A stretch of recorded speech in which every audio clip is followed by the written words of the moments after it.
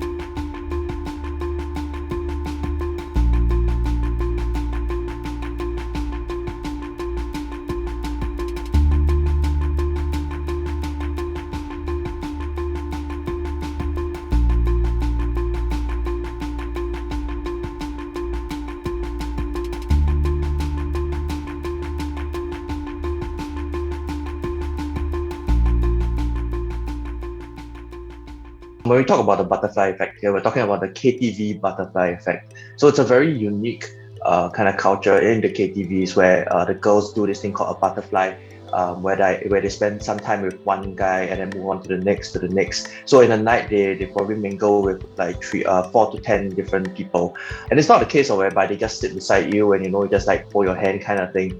There's more touchy-feely things going on, sharing of drinks even, playing of games. And all this is done without masks on. Some of these girls do go to multiple KTVs a night. And different rooms, different tables, and so all the people are spread not just in one place, but can be spread across maybe the island. The guys also tend to move around to several KTVs a night, and even if it's not within one night, some of these people do go to KTVs multiple times a night. The hostesses themselves also definitely are at the KTVs definitely more than once a week, and on top of that, they don't use any tracing or tracking. There's no trace together or safe entry which they will use.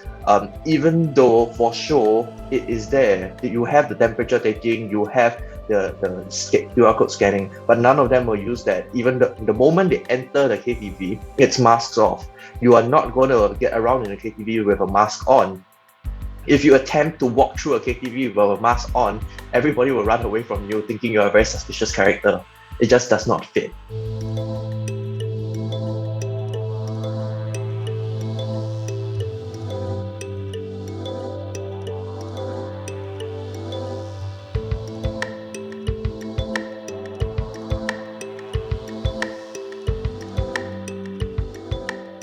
And a lot of people I spoke to actually, they don't want their partners to find out. They don't want their family members to find out. To them, it's already like, even if I have it, I don't want to tell anybody.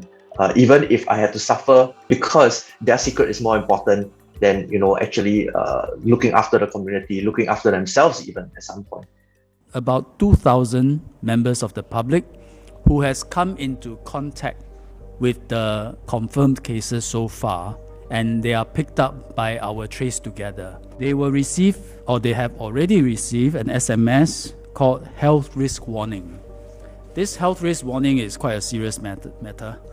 It contains a legal obligation where they have to get themselves tested at designated testing centers, and then you are legally required to self-isolate until your test results come out and is negative.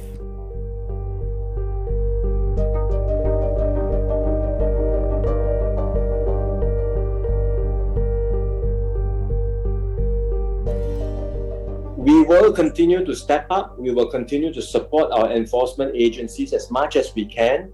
But at the same time, I must appeal to everyone in Singapore.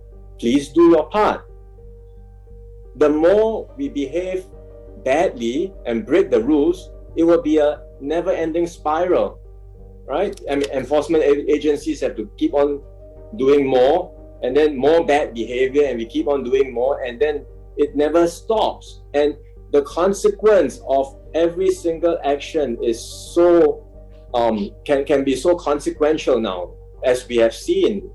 One single irresponsible behavior can have devastating impact for the entire community.